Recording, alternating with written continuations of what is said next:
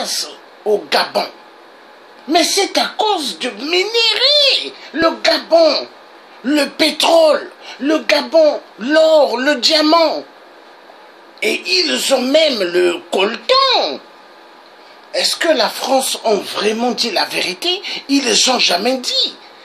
Parce qu'à l'époque, ils avaient dit qu'ils avaient trouvé un minerai vraiment génial au Gabon. Mais ils n'ont jamais dit réellement c'était quoi. Mais c'est le coltan.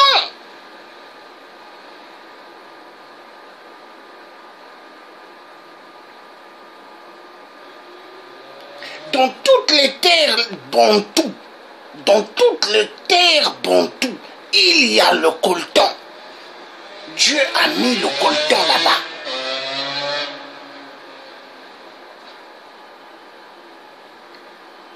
Peuple africain, aujourd'hui, il faut prendre conscience que l'Afrique nous appartient et il faut que nous défendons notre cause.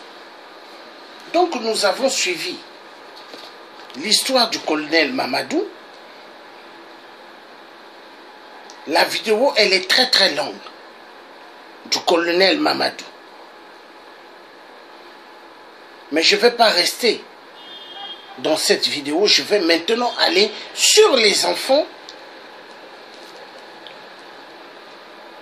des mines. Parce que dans le programme de la vidéo que je fais, je suis en train de faire le direct. C'est les enfants de la rue, les enfants des minéraux, les enfants des plantations de cacao. Nous avons bien vu la Côte d'Ivoire. Maintenant, nous allons passer les enfants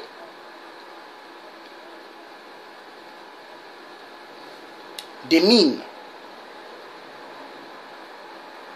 Parce que ce que je suis en train de faire, c'est très important.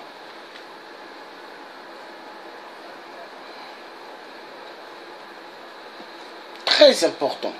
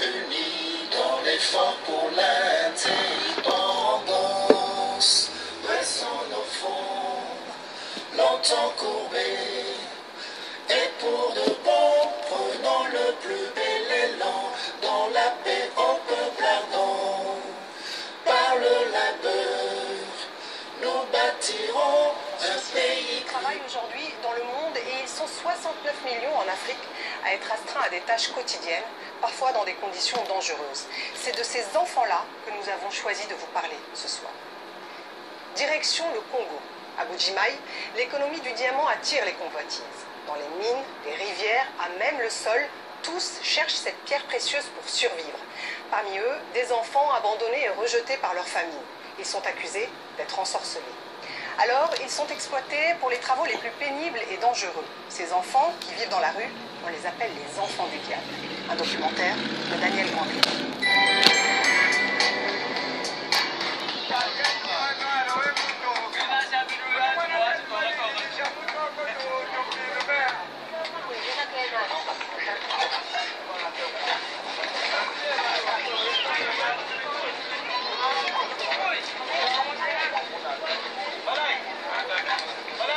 Que se llama. tous, enfants comme adultes, cherchent du diamant. Surtout du diamant industriel qui abonde ici, en plein centre du Congo.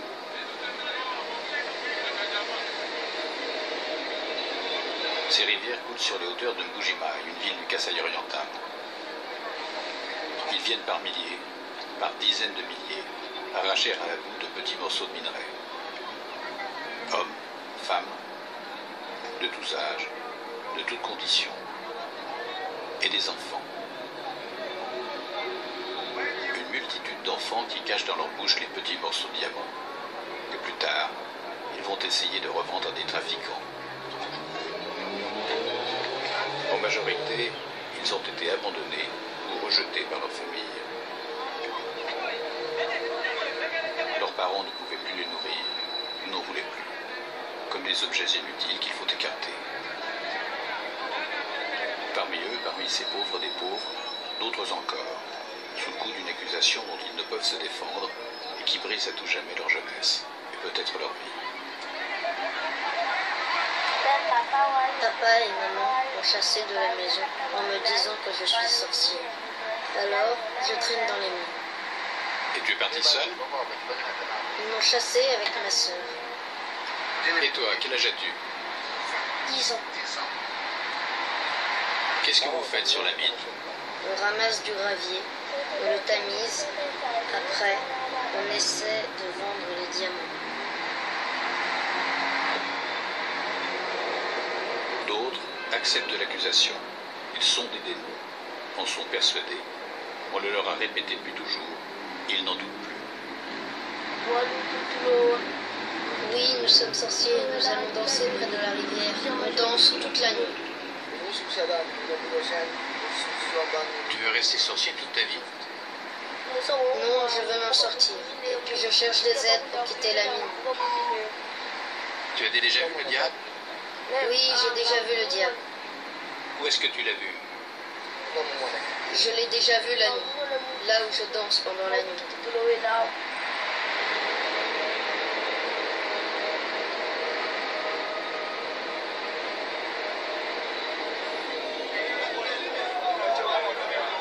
Les graviers. Voilà. Donc nous avons suivi les enfants dans les mines de diamants. On va suivre autre chose.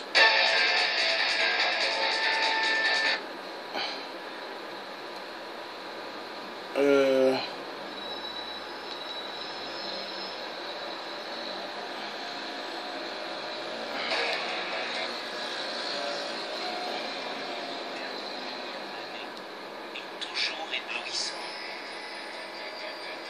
Mais il ne se résume pas juste à leur éclat. Ils possèdent des propriétés susceptibles de changer nos vies.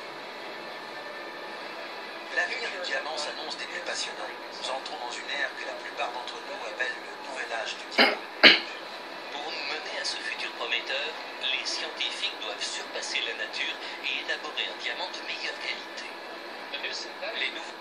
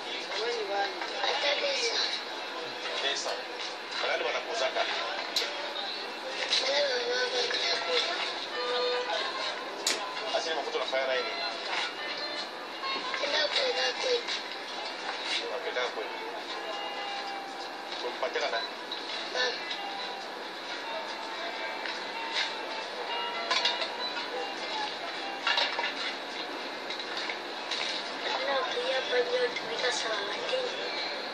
Kwa hivi tunatumika kama tunapata mafuta ya semeni tunauza manguo, mapapa vyote. Kikuwa hapo mnatumika mafuta, siku nyingine mpate, siku nyingine mnapata.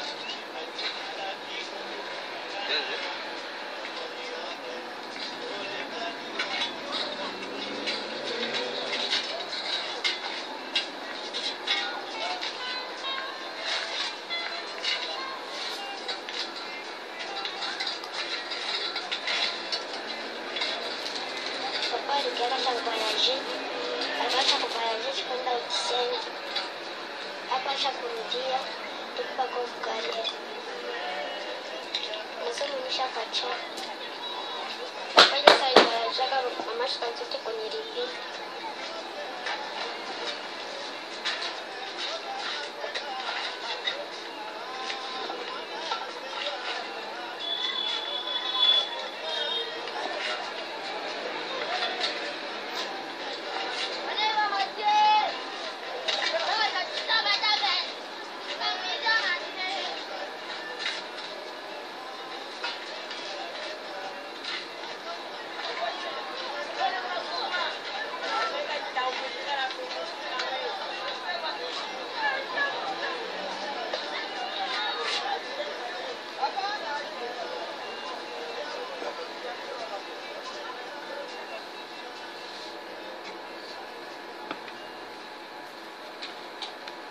Voilà.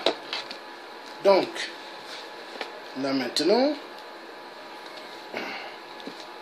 nous avons bien suivi là. Là, nous allons voir les enfants des mines du coltan en RDC. Après, les enfants des mines du coltan, je passerai par les enfants des mines en Centrafrique de diamants. Là, nous allons d'abord suivre la RDC, les enfants des mines du coltan.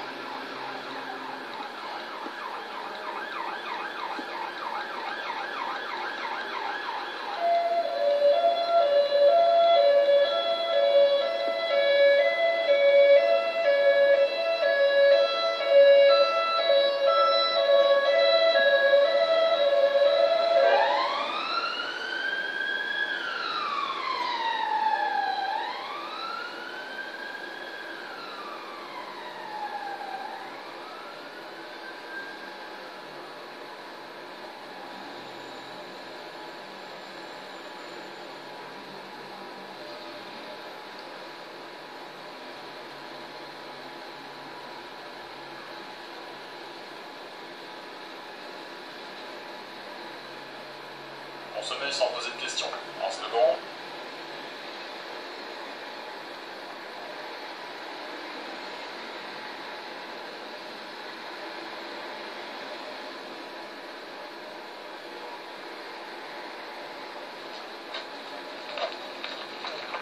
Fungamwaka, une mine à l'est du Congo. Ces hommes travaillent pour que nous puissions téléphoner. Ils extraient du coltan, indispensable à la production de téléphones mobiles. La République démocratique du Congo est le deuxième fournisseur mondial de cette matière première rare. Fungamwaka est une mine modèle. Elle n'emploie pas d'enfants. L'État contrôle l'extraction et prélève des impôts. Les responsables de la mine travaillent de manière légale. Surtout, aucun groupe armé n'intervient ici qui finance son combat avec le trafic de matières premières. Car la longue guerre civile financée par la richesse du sol est le plus gros problème du Congo de l'Est. 90% des mines sont exploitées par des mineurs artisanaux dans des terrains frontaliers à peine accessibles. Un paradis pour les groupes de rebelles qui exigent du travail forcé des travailleurs et vendent les trésors du sol sur le marché mondial en passant par les pays voisins comme le Rwanda. Audrey Bialoura travaille depuis novembre 2014 à Fungamwaka. Avant que des rebelles ne volent ses bêtes il y a des années, il était fermier. Il est maintenant forcé de gagner sa vie comme mineur. Il habite sur le site minier de Numbi, dans une simple construction de planches, sans matelas. Au cours des bonnes années, les mineurs artisanaux pouvaient encore bien gagner leur vie ici. Mais depuis que le boom de l'or nouveau est passé, beaucoup se sont endettés. Je n'ai rien gagné du tout jusqu'à présent. Au lieu de ça, j'ai toujours dû emprunter de l'argent au patron pour payer ma licence de mineur, le loyer ou la nourriture. La vie à Numbi est chère et notre rendement bien trop bas. Une mine légale est dirigée par une coopérative. Des entrepreneurs lui louent des parcelles à exploiter et engagent des travailleurs comme Audrey. Le gain est partagé. 50% reviennent aux gérants. Les minerais sont lavés du sable à la pelle, comme aux anciens temps des chercheurs d'or. Dans la capitale de province, l'étain ne rapporte guère plus que 5 € par kilo. Le coltan, quant à lui, 20 €. La chambre minière de Sescam enregistre les minerais qui quittent Fungamwaka et scelle les sacs de plastique. Mais les vendeurs locaux réouvrent immédiatement les emballages pour en retirer d'abord la saleté et le fer et pour ensuite séparer avec un simple aimant le précieux coltan de la cassiterie. Ici, le contrôle s'arrête et la zone grise commence. Des matières premières sont par exemple souvent transportées la nuit depuis des mines illégales vers les zones minières officielles. Comment peut-on l'empêcher? Bukavu, la capitale de la province du Sud Kivu. Dans la cour du musée géologique, l'Institut fédéral allemand des géosciences et des ressources naturelles de Hanovre a établi un laboratoire pouvant déterminer la provenance des minerais. Car chaque sédiment présente des qualités spécifiques. On peut même déterminer de manière précise, au-delà des frontières, de quelle région vient la matière. Légale ou de contrebande, l'empreinte digitale géologique comme identificateur des minerais sales. Mais dans une mine comme Fungamwaka, tous les frais de contrôle se font d'abord ressentir sur le bénéfice, comme un exportateur de Bukavu raconte. Le prix sur le marché mondial ne s'adapte pas. Tous les coûts, les impôts, redevances sont au bout du compte à la charge des mineurs. C'est pourquoi Misereor et d'autres organisations européennes de développement demandent une intervention de l'Union européenne. Ils souhaitent une législation ambitieuse qui coupera les liens entre les ressources naturelles et le conflit. Des entreprises agissant sur le marché européen et vendant des produits contenant des minéraux à conflit devraient être tenues responsables de leur chaîne d'approvisionnement. Elles devraient s'assurer que les droits de l'homme sont respectés tout au long de la chaîne, des matériaux bruts aux produits finis, et elles devraient en couvrir les coûts. À Fungamwaka, les mineurs paient seuls les contrôles. Ils gagnent moins. Au cours des derniers mois, je n'ai pas pu envoyer un seul franc à ma famille. Je ne peux pas rentrer à la maison non plus. On m'arrêterait immédiatement à cause de mes dettes.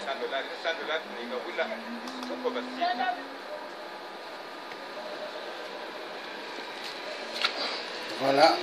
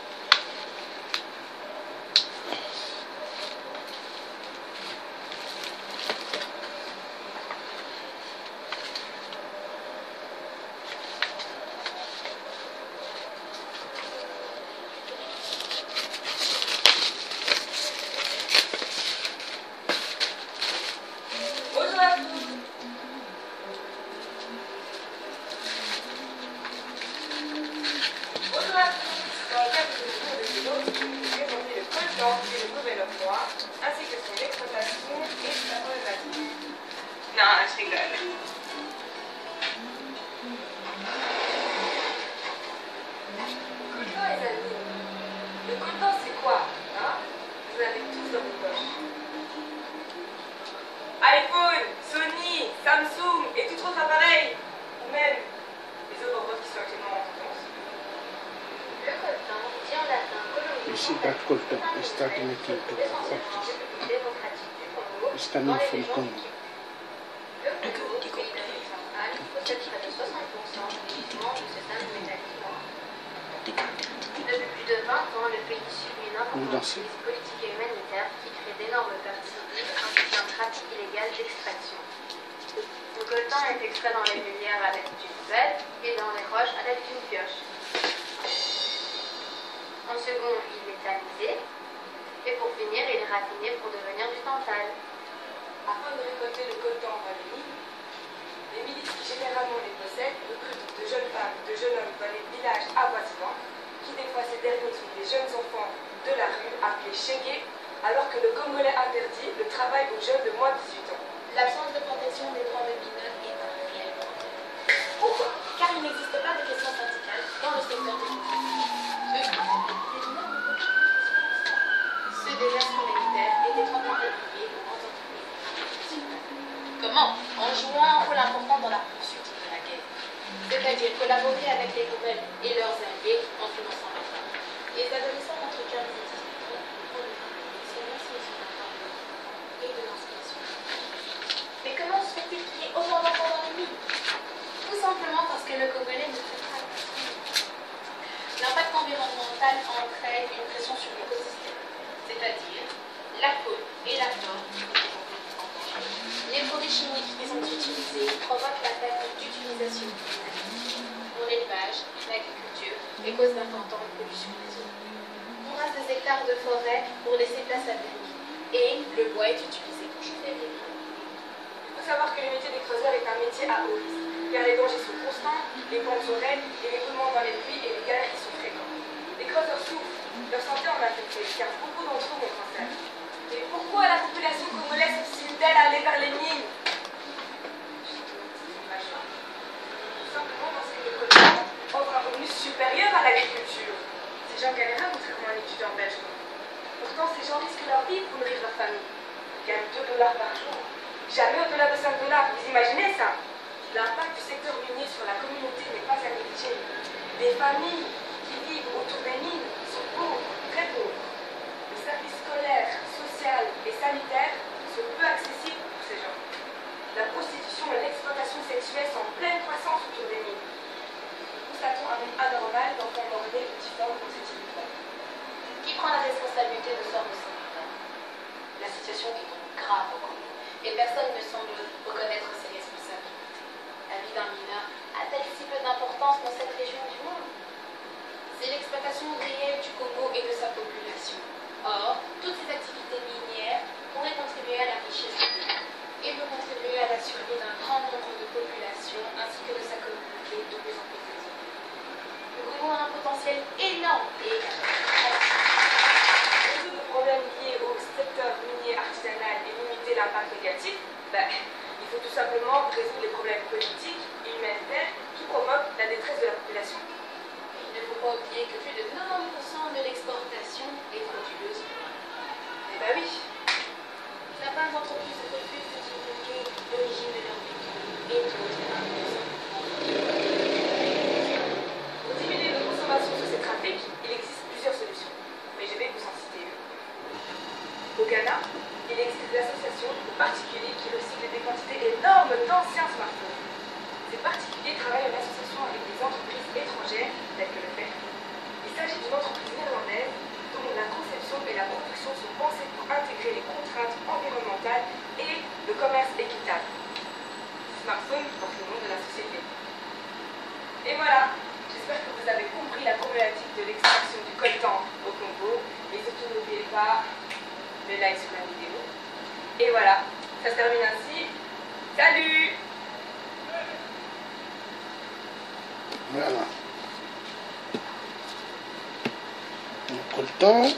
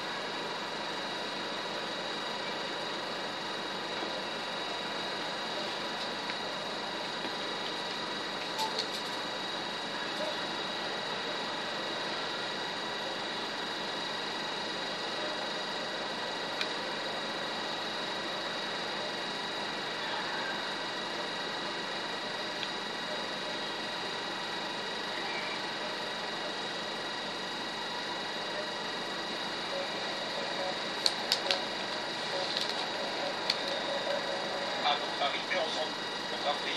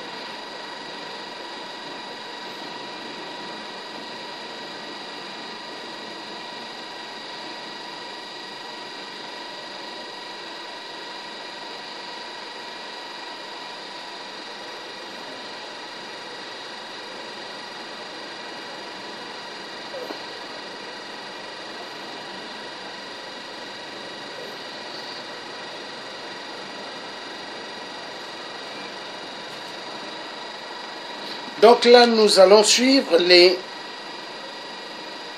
diamants du son de la République centrafricaine.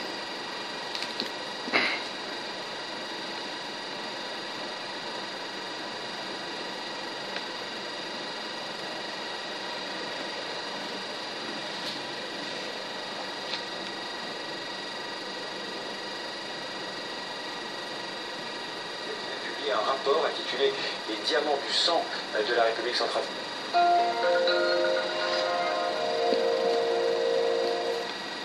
Bonsoir, Sabine Gagné. Bonsoir. Alors vous êtes chargé de campagne, acteur économique et droits humains Amnesty International. Amnesty, donc, comme je le disais, qui vient de publier un rapport intitulé « Les diamants du sang de la République centrafricaine ». La République centrafricaine, il faut rappeler, est en quasi-guerre civile depuis plus de 2 ans. Des violences entre des milices dites chrétiennes ou musulmanes, mais en réalité manipulées souvent par des intérêts politiques et financiers. Des violences qui auraient déjà fait entre 5 000 et 6 000 morts.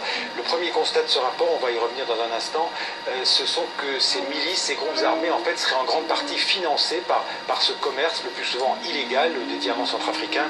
Avant d'en parler avec vous, je vous propose de voir ce reportage. Il date de juin 2014, mais la situation en Centrafrique n'a malheureusement pas beaucoup évolué.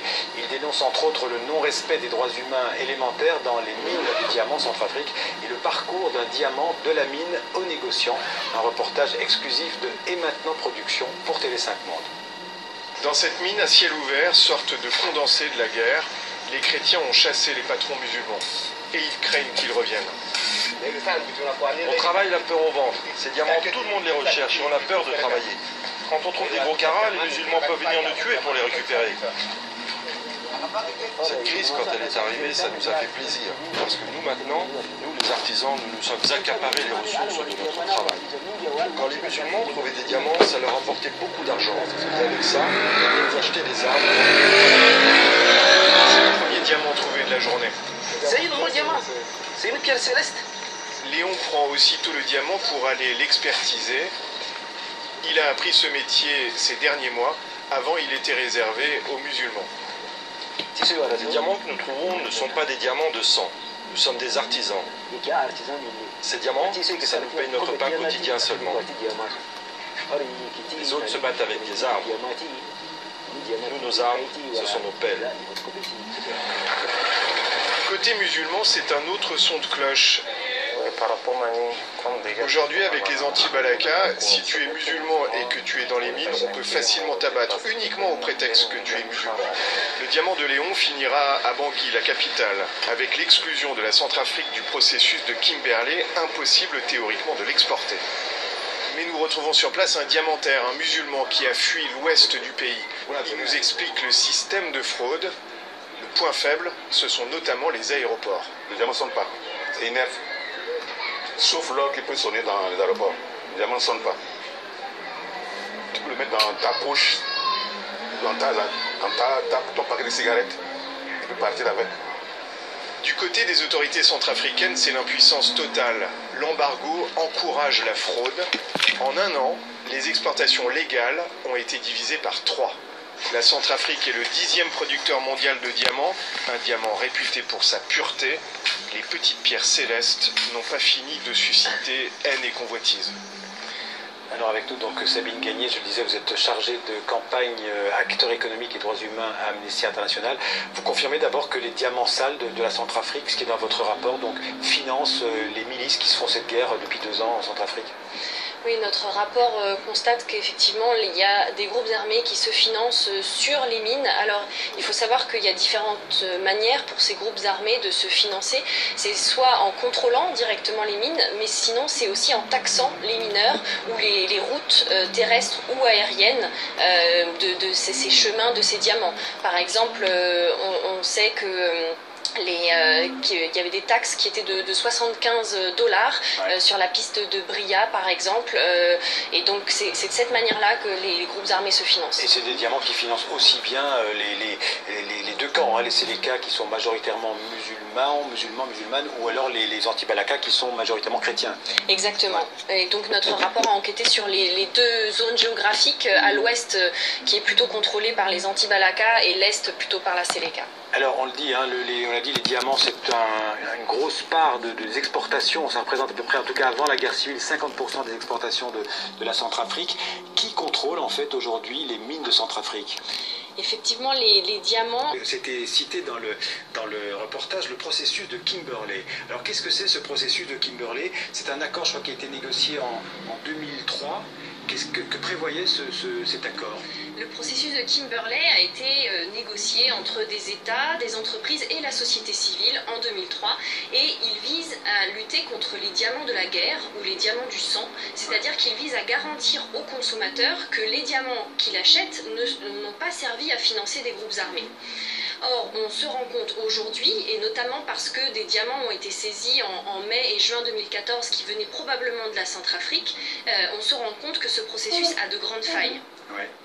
Et alors justement, on se rend compte que les contrôles, en fait, les gens qui doivent contrôler en fait le commerce de diamants, ce sont les États eux-mêmes, et sans véritable sanction. Donc c'est un peu fragile comme moyen de pression. C'est une des principales critiques qu'on fait à ce processus de Kimberley, c'est qu'il revient effectivement aux États la charge du contrôle. Ouais. Et la plupart, quand les États sont défaillants, eh bien les contrôles le sont aussi. Et à ce moment-là, on ne peut plus garantir aux consommateurs que les diamants qu'il achète ne viennent pas de groupes armés qui ont violé les droits de l'homme. D'accord. En plus, le processus de Kimberley mettait aussi l'accent sur les fraudes fiscales, parce que la fraude fiscale fait aussi partie de ce trafic de diamants à l'échelle mondiale. Et là, ça implique aussi les grandes sociétés internationales. Alors, c'est ce qu'on dénonce dans le rapport, c'est effectivement cet abus fiscal, cette évasion fiscale qui est au niveau de Dubaï et des Émirats Arabes Unis, avec un abus sur ce qu'on appelle les prix de transfert. Oui. Et il se trouve que des sociétés multinationales peuvent acheter à des prix très très bas les diamants et les revendre très cher, et à ce moment-là le bénéfice ne revient pas aux populations africaines et notamment centrafricaines. C'est une perte sèche pour le budget de ces pays. Exactement, et on dit même que du coup c'est une responsabilité. Normalement les Émirats Arabes Unis et Dubaï a une responsabilité en matière de droits humains de ce point de vue-là, et devrait réviser leurs pratiques fiscales pour pouvoir faire en sorte que la population centrafricaine bénéficie de ces ressources. Alors on parle des diamants sales de la Centrafrique, mais j'imagine que ça concerne aussi d'autres pays d'Afrique, en particulier d'Afrique centrale et d'Afrique du Sud aussi. Ça concerne l'Angola, ça concerne la Sierra Leone, où là les contrôles des mines par les groupes armés sont massifs et assez généralisés, et c'est pour ça qu'on appelle à une révision de ce processus de Kimberley pour pouvoir travailler sur ces failles. Oui. Justement, alors le processus de Kimberley, il est sûrement amendable et je dirais améliorable. Qu'est-ce que vous proposez pour justement le rendre plus efficace? Les autres problèmes de ce processus de Kimberley, c'est aussi qu'il ne concerne que l'exportation des diamants. Il ne concerne pas le commerce interne, à l'intérieur des pays. Donc c'est pour ça qu'aujourd'hui, le commerce des diamants en RCA, pendant la suspension du processus de Kimberley, a pu continuer, et qu'aujourd'hui, il y a des diamants qui sont saisis, qui sont stockés, qui ne peuvent pas être exportés. Mais le commerce a donc continué à entretenir ces groupes armés pendant la suspension du processus de Kimberley. L'autre point, c'est qu'il ne concerne que les groupes rebelles, les mines qui sont contrôlées par les groupes rebelles, mais il ne vise pas les mines où il y a des violations de droits humains, comme par exemple le travail des enfants, même si les mines ne sont pas contrôlées par des groupes armés. Et qu'est-ce qu'on pourrait faire justement pour essayer d'améliorer le travail travail des enfants particuliers, de tous les travailleurs, pour faire respecter les droits humains dans ces mines. Ce qu'on propose, c'est qu'en plus d'améliorer ce processus de Kimberley et de renforcer les contrôles, on propose surtout que les entreprises elles-mêmes aient à sourcer leur chaîne d'approvisionnement. Et pour cela, il y a déjà des outils qui existent, comme le guide de l'OCDE sur la chaîne de l'approvisionnement responsable, et où il est déjà recommandé aux entreprises de sourcer elles-mêmes leur chaîne d'approvisionnement. Est-ce que vous êtes entendu par les entreprises? Est-ce que votre campagne commence à avoir elle est très récente, mais est-ce qu'elle commence à avoir déjà des résultats? Alors on s'adresse non seulement aux entreprises, mais aussi aux États, pour qu'en fait elles fassent en sorte de transposer justement ces principes internationaux qui sont pour l'instant que de l'ordre des recommandations, et on appelle à ce que ces normes soient transposées en droit national et international pour les renforcer.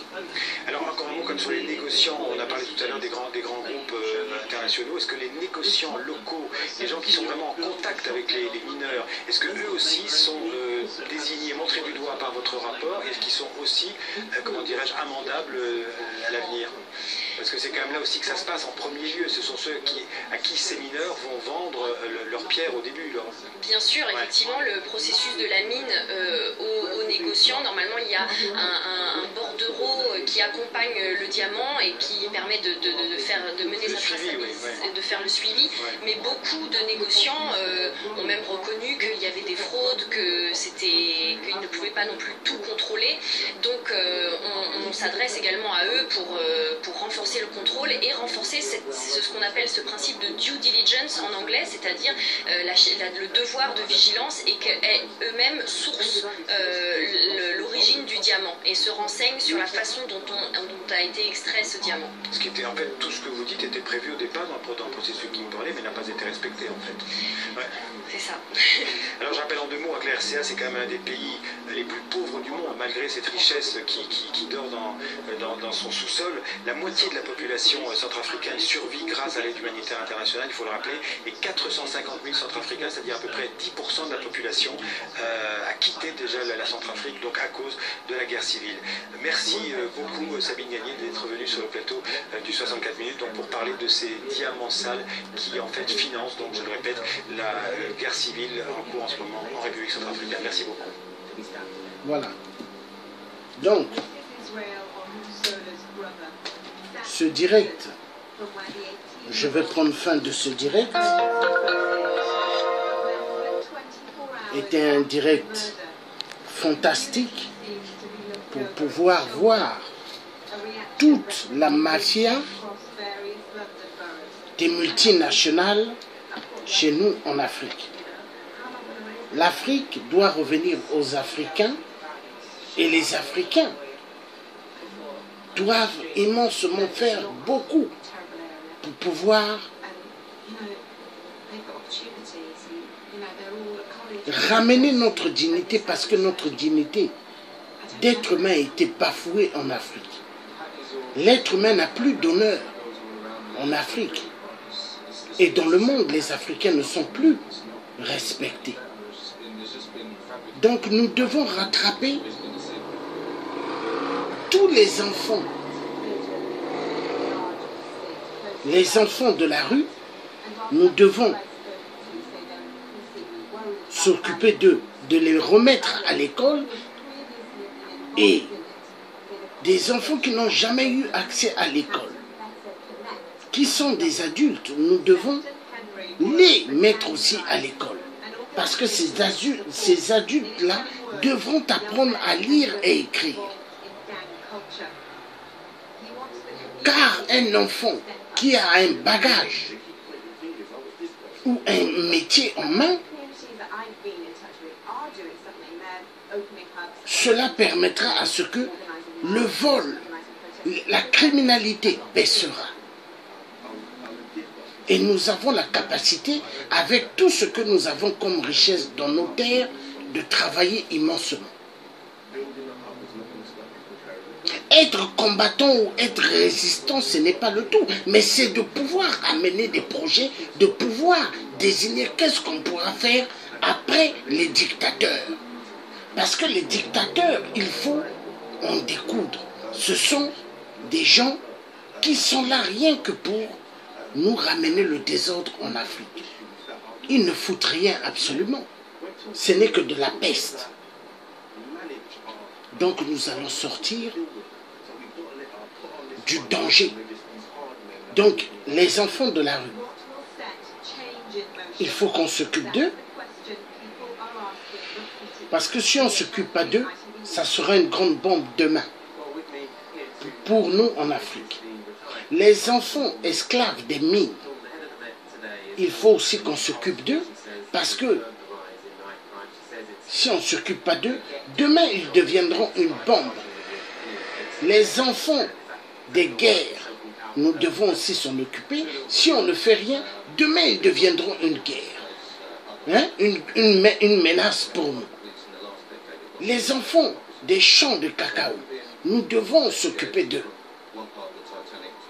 Leur envoyer à l'école, les permettre à réussir.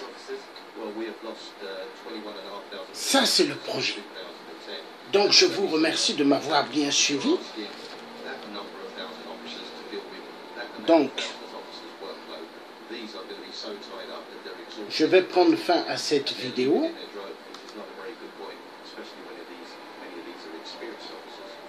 Car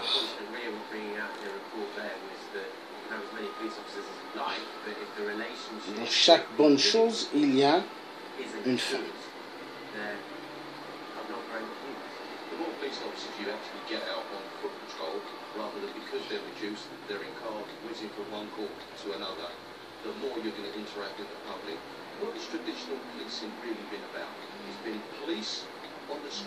Nous allons réussir, car Dieu aime ceux qui aiment les autres. Dieu aime ceux qui se battent bas sur terre pour les autres. Et c'est ce que moi je suis en train de faire. C'est pas pour rien que les méchants, les gens mauvais cœur, racontent des bêtises à mon égard. Parce qu'au fait, ils n'ont pas la même capacité de ce que moi je fais, et ils ne peuvent pas le faire. Et pour cela, ils se disent il faut salir mon image. Mais au contraire, pendant qu'ils se mettent à raconter des conneries à mon égard, eux-mêmes ils sont en train de se rabaisser. Parce qu'on ne peut pas rabaisser celui que Dieu a donné une force. On ne peut pas. Est-ce que le méchant qui aime faire du mal, est-ce qu'il connaît le jour de sa mort? Est-ce que celui qui est son cœur qui est attaché à l'argent, est-ce qu'il connaît le jour de sa mort? Est-ce que ceux qui abandonnent leur maman, hein, qui ne sont pas là pour s'occuper de leur propre maman qui les a mis au monde, mais qui courent derrière l'argent et qui jouent au fanfaron, est-ce qu'ils connaissent